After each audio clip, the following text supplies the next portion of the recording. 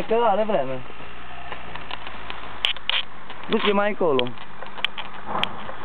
Așa.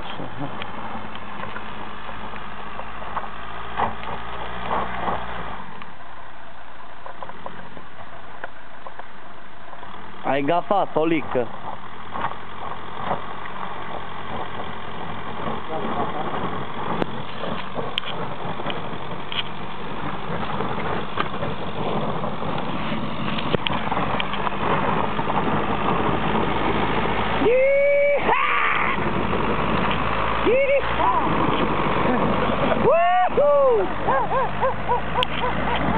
Du-te mai încolo!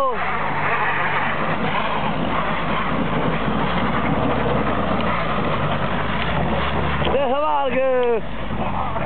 Fugiți!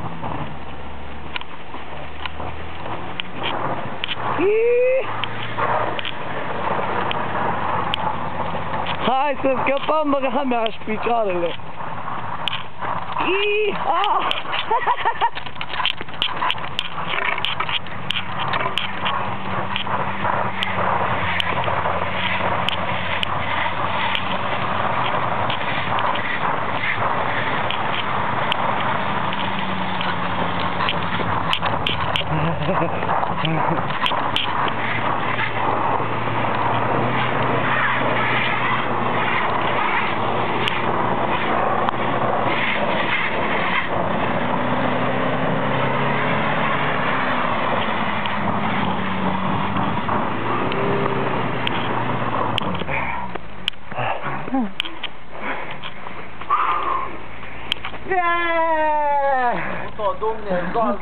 Victorie! Victorie! Cum e drumul încolo? Ce-o duce ăștia? O că e perfect, cam pas, măi. Da, văd. Păi ăsta nu-și lăpatea, bagi pula e. Am să duce, bă! Ia, ce-am pus și mașina la bale!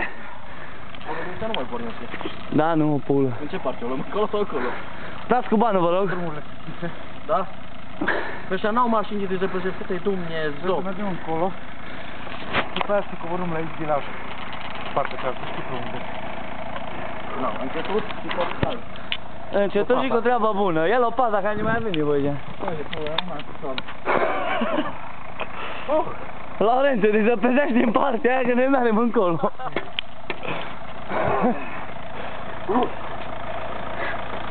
No, sumi datoria.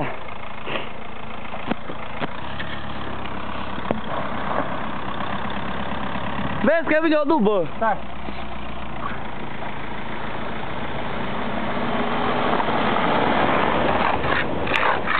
Las că mere. Aha. Vezi că ai bordură de zăpadă acolo. Unde merg Mircea? Ajunge, ia sau plec. Ajunge.